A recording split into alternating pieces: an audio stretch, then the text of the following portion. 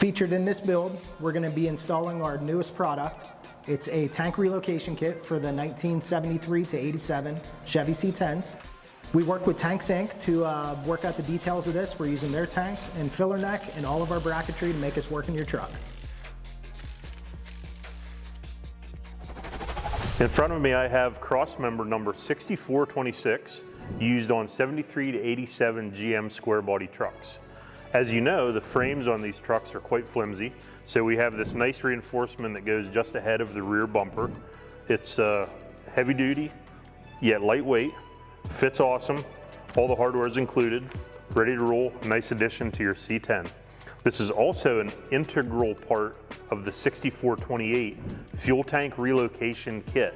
As you can see here, it has a mount section for the tank. Tank fits right on there. We also have another piece for the front of the tank.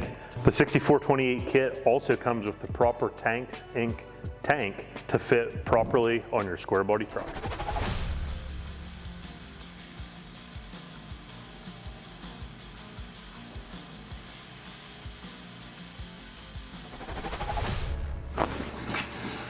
Hey guys, Dustin and Dave coming to you from our UMI race shop today. And we're pretty excited to talk about our partnership with Tanks Inc.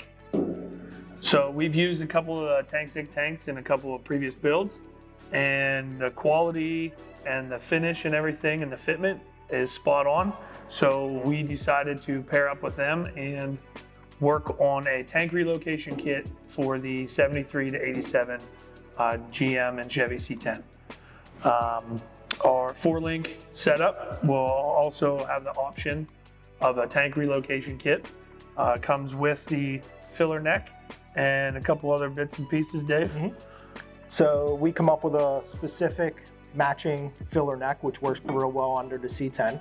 Gives you the proper clearance you need. So with their tank that comes in our kit, they also supplied us with a fuel pump and also a sending unit that's going to work great in our application. For the fuel pump, we went with their hottest pump they have available, which is a 700 horsepower Hellcat pump, and that should give us a good starting point for the supply needs on this truck. So stay tuned. We're going to show you how we put this Tanks Inc. tank in our 79 C10 Big 10.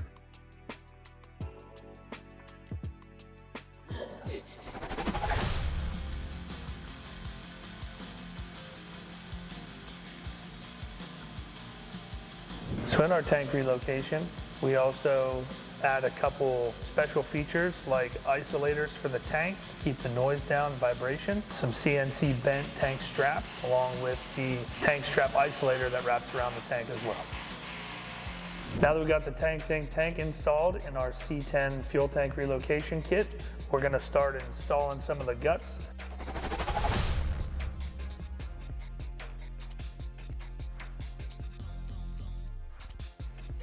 As you can see, we have a little something special with the fuel pump.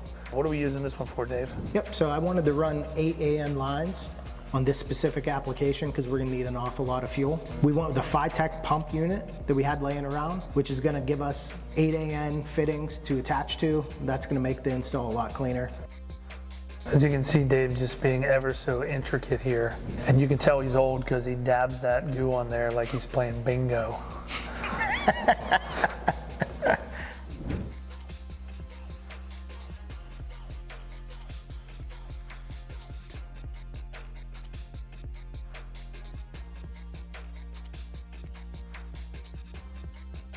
Yeah, I would say the only reason we switched that is just to get more fuel, and more fuel means more power, and more power, more boost, more smoky burnouts.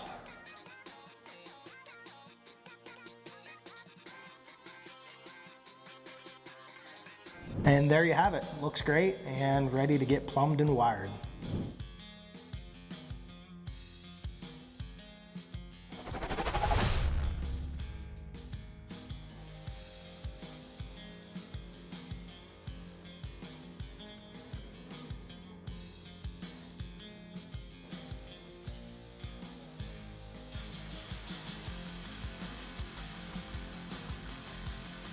So we're going to throw these aluminum clamps on here to hold the fuel lines to the frame.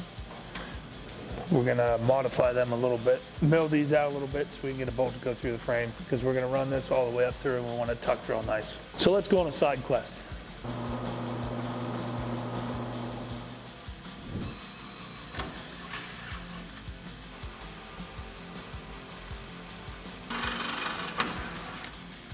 Boom. Here at UMI, we like to be safe. Oh, nice. Especially when it's right in your eyeballs. And no, I didn't use them either.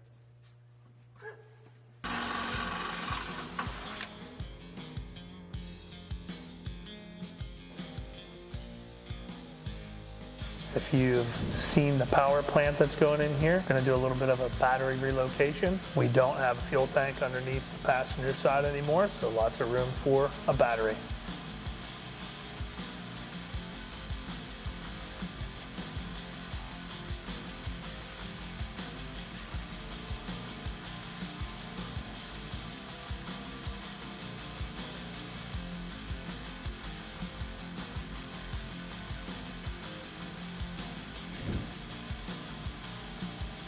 So from what we could tell, this rear harness for the truck was spliced into, I believe they actually had a camper cab on this truck. So we're just fixing up that wiring and running that back to the back.